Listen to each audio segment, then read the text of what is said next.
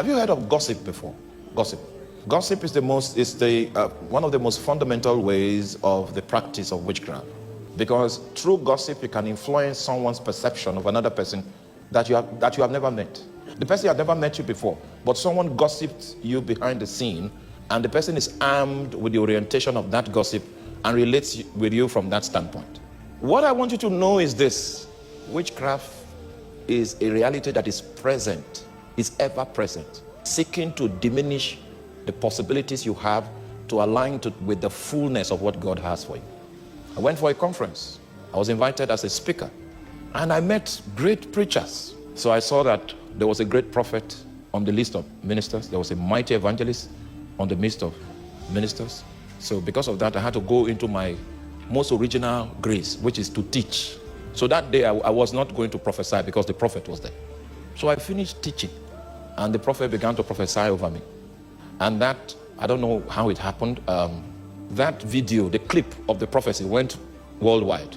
The next thing I heard was that a minister traveled, paid for his ticket to that prophet to tell him that, are you not aware that this man you are prophesying on is fighting you? You get a visa. You know how it is to get a visa from Nigeria.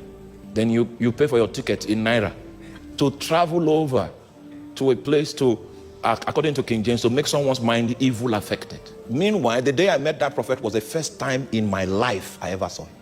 Calls began to go from pillar to post. People started calling me and saying, this is what the prophet said. I said, well, I just met the prophet for the first time. And I don't know what the people told him, but I hope they have evidence for what they have said. And just in case they don't have evidence for what they have said, it's not something I can bother about. And believers too are culpable on the issue of witchcraft. Because in the house of God, one of the ways we know that a house is a house that God can identify with and use to fight his wars in a territory. One of the things that determines our corporate ranking before God is how pure our fellowship is. Because God sees us when we come to worship. He also sees us when I go behind my brother to gossip him to another person. He also sees that. So whenever we come to worship, he cannot trust our worship.